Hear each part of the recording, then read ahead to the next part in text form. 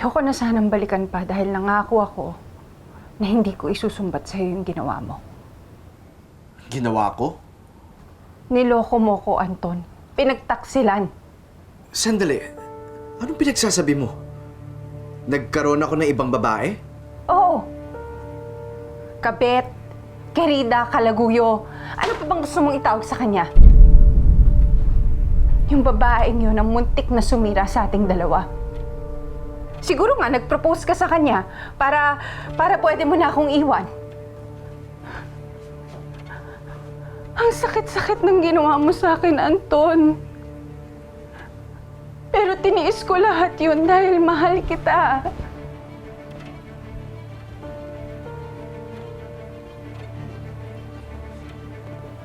Ria. Ria, tama na.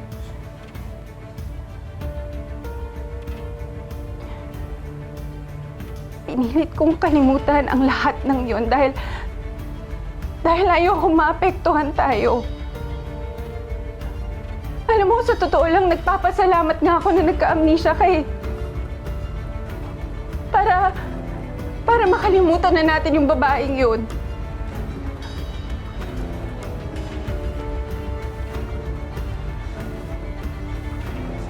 Ria.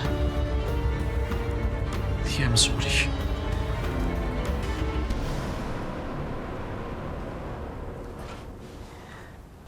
Anton, ginawa ko lahat to save this marriage. Nung bumagsak ka, ako yung nandun.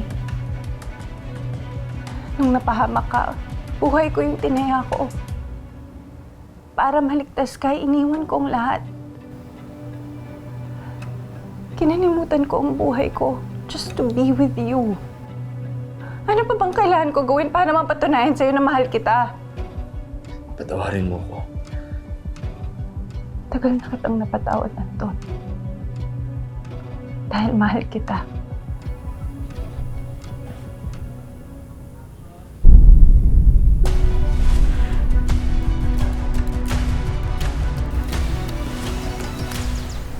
Millie, sigurado ka? Okay lang kayo ni JR dito? Okay lang kami. Huwag ka mag-alala. Sige, mamaya pagkatapos ng trabaho, ipapasyal kita sa buong Alamora, ha? Hindi na kailangan. Okay lang kami dito. Saka, nadami pa akong kailangan ayusin. Yung mga orders. Sige.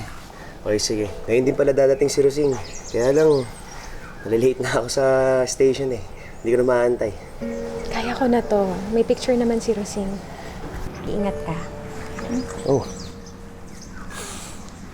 Baka naman masanay na ako niya, hindi na kita palisin.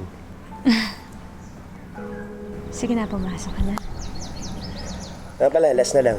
Pagdating mamaya ni Rosing, may dalang gulay yun. In-order ko sa kanya yun. Yung pambayad, iniwan ko na sa may lamesa, ha? Ikaw na muna magbayad. Sige, ako na bahala. Sige, alis na ako.